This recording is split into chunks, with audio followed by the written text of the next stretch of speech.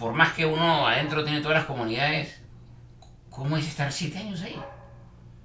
Bueno, a ver, habría que explicar. En San Borja, al entrar al club, lo primero que hay es la Villa Naval y luego el club. Los que vivimos o hemos vivido en la Villa Naval, el club para nosotros viene a ser una especie de, vivimos en una especie de hotel, porque solo cruzamos y tenemos ahí las canchas de frontón, de squash, de tenis, piscinas, los gimnasios, y una serie y los restaurantes. Si bien es cierto, yo viví como 7 años, porque no se puede vivir solamente 1 o 2 años como máximo. Ahora incluso ya pueden vivir 1 año más excepcionalmente. Pero el reglamento antes hablaba solo de 1 año y máximo 2. Lo que pasa es que yo me quedé allí por razones de seguridad, viviendo ahí con toda mi familia. Cuando vivíamos en Pueblo Libre, había un almirante GC, que era el director general de personal, que me manda a llamar. Cuando le cuento el tema que yo estoy viviendo por esas fechas, inmediatamente llama y dice: usted se tiene que ir a la Villa Naval a como dé lugar, porque es un peligro que usted esté viviendo en Pueblo Libre. Vivía yo en las torres estas que hay en Pueblo Libre, en la cuadra 6, donde unas torres muy altas. Yo vivía en el piso 6. Entonces, ese día me dice este almirante: en este momento se muda. Yo lo miro y un poco sorprendido, le digo: pero almirante, yo tengo familia, tengo esposa, tengo hijos. ¿Eso que fue en octubre? ¿Octubre? Eso ha sido 2 o 3 meses después. Ya en verano. Entonces yo le digo: pero tengo esposa, tengo hijos, están en el colegio, no puedo mudarme. Me manifiesta que me tengo que ir y llama por teléfono a la vía y le dice: necesito en este momento una casa de servicio. A los 2 minutos lo llama y dice que no había casa. No sé, ustedes me buscan como sea. Pero en ese momento también me dijo: se va usted al club del ejército. En el círculo militar hay un hotel. Ahí se va usted a vivir. Y si no, por último, se va a Miraflores y se alquila una casa que yo la voy a pagar. Pero estaba en lo correcto, creo que era la forma de proceder, ¿no? Porque todavía había bastante terrorismo en ese momento. A mí me llamó la atención porque nadie le había puesto interés a custodiar o a resguardar o a tratar de buscar cómo proteger a estas personas que habíamos intervenido en esto. Cuando menos yo, que la verdad que me enfrenté solo con este tema, que nunca lo pensé y nunca se me ocurrió que iba a sucederme, y pues las circunstancias de la vida dieron que eso suceda así. Lo cierto es que en ese momento me dijo: llame a su señora y dígale que ahorita lo vamos a cambiar. Pero digo: mi señora está trabajando. Bueno, pero hay un tema que me causa curiosidad. Su señora, digamos, no le va a gustar, pero puede dejar de trabajar, pero sus hijos tienen que ir al colegio. Sí, ese era el gran problema.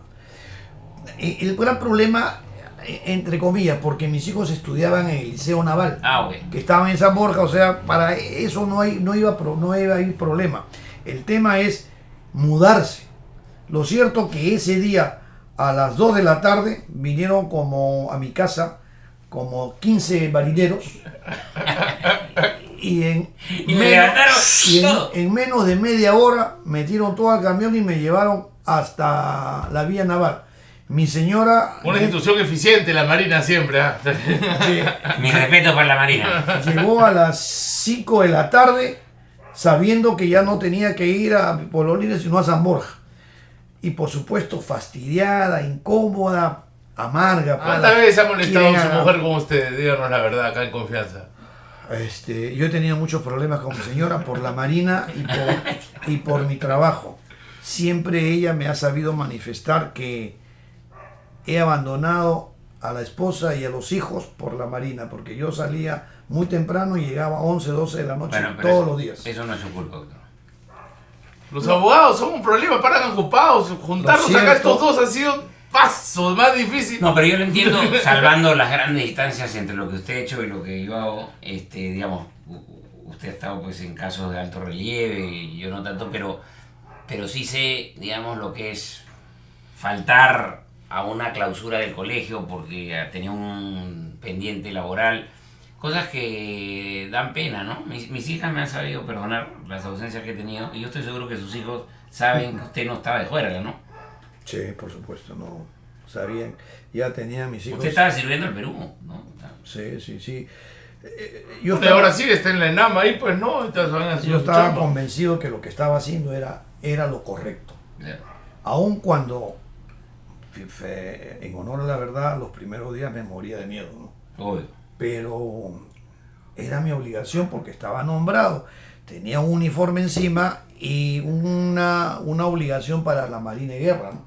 Y creo, si no dejo de ser modesto, creo que cumplí lo mejor que pude y creo que lo hice aparentemente más o menos varios bien. Lo cierto es que terminó el proceso, hicimos todo, 15 días o 16 días que estuvimos en la DICOTE, ahí en la prefectura. Normalmente yo llegaba muy temprano y salía 1 o 2 de la mañana todos los días. Tanto es así de que mi señora, por temor, me dijo que me retire de la casa, que no podía ella permitir que sus hijos arriesguen su vida. Claro. Entonces pero ahí tenía razón, ¿no? O sea, yo pensando en que efectivamente era un riesgo inminente, porque nada menos era una persona muy importante en la cúpula de Sendero Luminoso, ya yo no iba a mi casa. Yo dormía en la guardia del cuartel general de la Marina cuando quedaba aquí en la avenida Salaberry.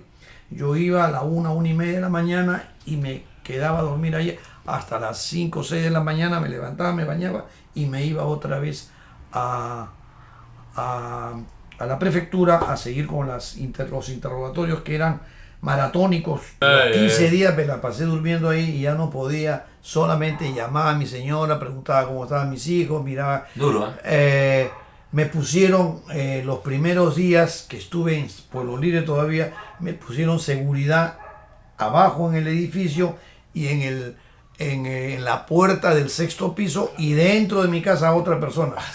Llegó un momento en que estaba tan incómodo porque tenía al seguridad que estaba ahí. En mi casa era un departamento chico y lo tenía ahí y no podíamos ni conversar, ni hablar, ni decir nada porque estaba el seguridad. Hasta que pedí que por favor retiren a esa persona y solamente se queden 2, uno abajo y uno arriba. Mes siguiente o a los mes y medio, 2 meses, me cambian y me voy a la Villa Naval y ya ahí, como está con barricada de entrada, ya no tuve seguridad, pero estuve viviendo ahí. ¿Y esos 7 años cómo fueron? O sea, me iba normal. Tú chambeabas. Todos los días me iba a trabajar, salía y entraba, pero ya yo pernoctaba y vivía en la Villa Naval, que es una villa. ¿Y su mujer, sus hijos sí estaban ahí? Ellos por dentro entraban al colegio y salían y nunca salían de ese cuadrado. O sea, la que más sufrió fue su mujer, en realidad. Mi señora iba a trabajar, que trabajaba en San Isidro, trabajaba en una empresa europea que ve unos temas de, ¿cómo se llama estos laboratorios? Un laboratorio francés, panameño, y iba, trabajaba. Ella hacía su vida normal, yo hacía mi vida normal. Lo que sucede es que estábamos dentro. Un sábado en la noche ustedes no podían salir y decir, ya nos vamos al sur. Bueno, la verdad que yo trataba de hacer mi vida lo más normal posible. Con algún cuidado que teníamos, y lo hicimos más cuando en algún momento, en 2 oportunidades, nos pasaron un mensaje diciendo de que me estaban haciendo reglaje. Eso me llamó la atención y obviamente tuve que tomar mis precauciones. Me manifestó inteligencia de la Marina de que no haga la ruta normal, sino que cambie de rutas y que no haga la misma que siempre hacía. Igual lo hacía con el tema de mi señora, para que en todo caso no haga la misma ruta. Yo no sé si mi señora lo hizo o no, porque ella, la verdad, tan fastidiada andaba que no me hacía caso de nada de los temas de Marina y menos del tema de terrorismo. Al principio fastidiada andaba porque me manifestaba y me decía, ¿cómo es posible que me hayan sacado de mi casa y me hayan traído acá? No, hay una diferencia entre Pueblo Libre y San Borja. en Pueblo Libre hay bulla, hay tráfico, hay gente, hay movimiento. Hay barrio, había... ¿No? En San Borja, en la Villa Naval, cuando entraba uno a la Villa Naval, era un silencio sepulcral. Y entonces eso nos chocó de alguna manera a todos y más a mi señora. Me acuerdo mucho porque yo vivía en la villa y vivía frente al club y a una pileta. Lo único que veíamos era la pileta y nada más, ¿no? Yo vivía en San Borja ya antes. Doctor, una especie de cárcel dorada usted. Sí, pero cárcel dorada porque en realidad... No, cárcel no, pero digo... Vivía muy cómodamente y sobre todo mis hijos iban y entraban y salían al club como su casa. Eso era algo que a mí me preocupaba, pero ahora que me explicó que estudiaba en el liceo, ese tema estaba resuelto. Sí, estaba, y por dentro nomás. Lo curioso es que yo vivía en San Borja y cuando me casé me fui a vivir a Pueblo Libre. Y años después, 4 o 5 años o 6 años será, regreso a San Borja, pero ya no a mi casa donde vivía a una cuadra de la villa, sino ya regreso a la villa y mi vida cambia de alguna manera porque ya no era lo mismo. Tenía que tomar precauciones, tenía que ir mirando, tenía que ver a mis hijos que vayan al colegio. Yo de la villa, del colegio, de la misma casa de la villa, yo por dentro iba en carro y los dejaba a 2 cuadras por dentro de la villa. Y con la seguridad, ¿y tenías tu seguridad o no? Tenía la seguridad, que me la pusieron unos meses que después la retiraron. Pero lo cierto es que viví unos años de alguna manera resguardado, ¿no? Doctor, ¿cuál fue el protocolo, digamos, en cuanto a mantener reserva de la información? Usted tiene que haber recibido alguna... Esto es un tema que ha pasado hace casi 30 años, pero, digamos, ¿cuál fue la política de la institución con respecto al manejo de información? A ver, las instrucciones que se nos dio es que no hablemos del tema, que no divulguemos ninguna información, y eso iba dirigido más que todo a mi persona, porque yo era el que había estado directamente relacionado con este señor, con este individuo, Abimael Guzmán, y con todos los terroristas. Si nos estaba contando, acá están todas las manifestaciones. Están todas las manifestaciones. Entonces... esto habría que pasar por un PDF todo, ¿no? A mí me parece. Ahora es tan fácil además. No lo sé. Eso tendría que consultar yo de repente si es que... Ya han pasado 33 años, ¿no? ¿Por qué no, pero el doctor tiene que consultarlo. Ah, no, por supuesto. Tendría que verlo porque de alguna manera esto es propiedad de la policía, de la DICOTE de esa época. Ellos no saben que yo lo tengo, la Marina no sabe que yo lo he tenido. Bueno, y ahora... ya está. Ahora saben, porque le cuento que nos vende la Marina varios. ¿Saben por qué? Porque en los capítulos que hemos hecho con Valeria y que ya Fabio va a comenzar a hacer, con Fabio hasta ahora hemos hecho sobre la historia de los deportes, pero yo toco muchos temas de la Segunda Guerra Mundial y cuando he hablado de batallas navales, de cómo el Graf Spee termina en Montevideo o la batalla del Atlántico entre los submarinos alemanes y los convoyes aliados, muchos miembros de la Marina han visto y han comentado. O sea, así que ahora se va a ver sus infidencias. Pero no es una infidencia, no es una infidencia porque han pasado 30 años. Ya no. Y ya no, esto es parte de la historia del Perú. Esto acá, doctor, si me permite decirlo, esto es historia vital del Perú. Acá. Es una fuente documental importantísima, fundamental, ¿no? Ahí les vamos a pasar unas fotitos, unas cuantitas, para que vean, no todo. Pero bueno, doctor, yo realmente...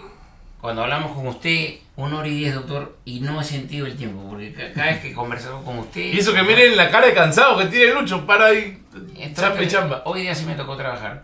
Pero, doctor, en serio, es tan divertido, digamos, más que divertido, yo diría instructivo hablar con usted, que el tiempo se me pasa volando. Y yo, sinceramente, no quiero que sienta presión, pero yo sí... Me sentiría muy honrado si en alguna oportunidad regresa, quizá ya no para hablar de esto, pero de algún tema de historia, ¿no?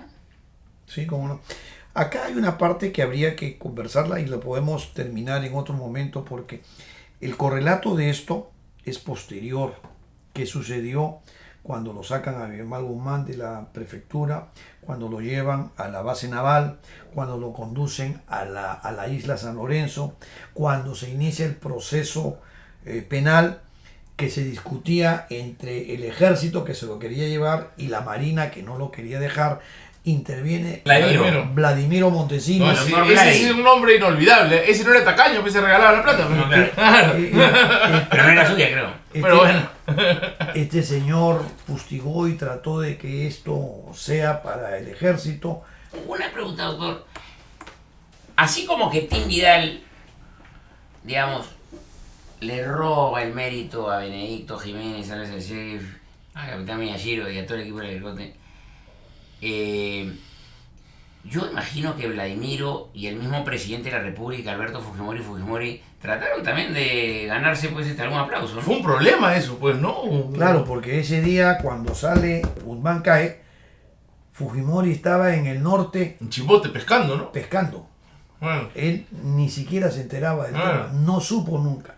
Luego todos... Incluso quiso cerrar el grupo, creo, ¿no? Claro. Quiso cerrar el grupo especial en algún momento, Fujimori. Lo cierto es de que todos en realidad estaban divorciados con el tema. Los únicos que estaban comprometidos y seguían trabajando en silencio y en la sombra era el grupo de lo que es la Dirección Nacional contra el Terrorismo, la DINCOT, y que lideraba el ahora general Miyashiro y ahora el coronel Benedicto. ¿Qué tacaño que Benedicto? Benedicto Jiménez. Pero, perdón, no era tacaño porque ponía la suya para la gasolina. Sí, ellos Sí, subvencionaban es mucho. todo broma, acá está broma. Ellos son artífices de esto, ¿ah? Sí, claro. Y es más, ni siquiera eran unos advenedizos que no conocían el abecedario del terrorismo o de la subversión de la A a la Z. A todos los conocían, a todos los identificaban y a todos y sabían cuál era la vida de cada uno de ellos. Para esto, el grupo de Sendero Luminoso no era tan grande como la gente cree, ¿no? Eran 3.000, no eran tantos. No, pero te voy a hacer una comparación. Perdón que nuevamente cite al ejército republicano irlandés, pero hay una gran diferencia entre un movimiento subversivo que empieza en el campo rural y un movimiento terrorista como el IRA, que ejército republicano, que es más urbano. Sí. El ejército republicano irlandés se calcula que en actividad nunca llegó a pasar los 250 miembros activos. Tenía apoyo político. En la ciudad. Porque era urbano. Entonces, es más, y funcionaban en células de 3 o 4, que no sabía una que hacía la otra, de tal manera que si capturaban uno, los demás... No los podían... Pero el sendero que arranca el campo, un poco la teoría de Mao, del campo a la ciudad, sendero sí puede arribar a algunos miles, ¿ah? Sí, algunos miles. Pero no era tanto como la gente pensaba. Yo llegaba a escuchar 15.000, pero me parece exagerado. No creo. Acá el doctor nos puede... En realidad no eran más de 3.000 o 3.500. De acuerdo. No eran más. Lo que pasa que ellos trabajaban en grupos de 20 o 30 personas por zonas. Y se movilizaban por zonas y se iban desplazando y nunca se quedaban en el mismo lugar. Por eso que por toda la selva, desde Junín hasta la altura de la Purímac y el Cusco, recorrían los grupos de sendero que muchas veces se encontraban y muchos no se conocían. Claro. Pero se encontraban, se identificaban y claro. se diseminaban de tal manera de que no era un grupo compacto. Claro, salvando la distancia de nuevo entre un grupo como el urbano y un grupo como sendero, pero tenían un mecanismo para evitar que la captura de un elemento pueda comprometer a los otros elementos. Para que la cadena, para que un eslabón no arrastre. Pues. No arrastre, exactamente. Por eso es que cuando a uno agarraban a un senderista y le decían de alguien de otro sector, ellos no podían... Lo podían descuartizar, pero... divulgar porque no sabían. No sabían. Eso es lo que ha sucedido con Sendero. Y el gran error que tuvieron es venirse a la ciudad. Debieron todavía quedarse en el campo. Yo estoy de y acuerdo, conquistar ahí. Estoy de acuerdo con eso. Ahí cometen un error, pero... En el caso de 10 años tenían en la lucha ahí. Pero doctor, yo estoy de acuerdo con usted, pero tampoco fue una movida temeraria y arriesgada, pero llegaron a estar en Huacho y en Ica, estaban llegando a asfixiar a Lima. No, en Lima, claro, pero lo que quiero decir, digamos, mi papá es chinchano y en Chincha ajusticiaron en público a varios ingenieros agrónomos, lo mismo que en Pisco, en Ica, en Huacho. Un gran amigo de mi papá también fue ajusticiado enfrente de todos sus empleados. Una persona magnífica, pero bueno. Para que no abastecieran a Lima. Claro, lo que quiero decir es que estaban cortando las vías de abastecimiento a la capital, más allá que en la capital también operaban. Pero en el caso de Abimael Guzmán, estoy hablando del cachetón, ya no estoy hablando del movimiento como estrategia subversiva, sino del cachetón por condición de salud. Él tenía que estar en la costa. Sí. Él tenía una condición médica que no le permitía estar en la sierra. Psoriasis. Que es una de las cosas que encuentran en la basura. Así es, Cigarrillos, exactamente. y Claro. el whisky que tomaba el cachetón. ¿Por qué no tomaba etiqueta negra el cachetón? No le alcanzaba. No, pues había que ahorrar, pues el comunismo había que reducir los gastos. Lo que sucede que el whisky en esa época lo más conocido era el Johnny Walker, la etiqueta roja. La etiqueta negra se conocía, pero no era, digamos, comercial. No, si acá no llegaba nada, pues ya peluche, no había importación. Lo que te gusta, pues. La hermano. deformación, hay gente que se deforma el paladar, pues no sé, ¿qué se puede hacer? No sé si hay tiempo para que nos cuente así en 5 minutos lo del traslado a la isla de San Lorenzo y todo lo demás, o lo dejamos para otra, no sé. Lo que diga el doctor. Ya dejamos en otro momento. Pues. Hoy tiene que irse a una reunión, pues, te tiran las 8. El doctor, solo para que sepa el público, el doctor regresa a la oficina a trabajar y yo también. Sí. Doctor, muchas gracias. La verdad Qué que ocurrencia. yo sé lo escaso que es el tiempo para usted y por eso valoro doblemente que usted... Voy a conseguir juntar a estos dos abogados una vez más. Van a ver. No, perdón, si nos hemos hecho amigos, ¿no? Yo tengo el contacto del doctor, le escribo al doctor, usted me contesta, Sí, doctor. sí, por supuesto. No hay problema. No hay problema. La próxima vez ya terminamos el tema. Ahí le sacamos, ahí sí copia todo esto y ya lo divulgamos. ¿Ah? Bueno, Podría ser. nuevamente gracias, doctor. Gracias, Fabri. Gracias, Valeria. Y nos vemos en la siguiente. Un abrazo Chao. para todos. Chao.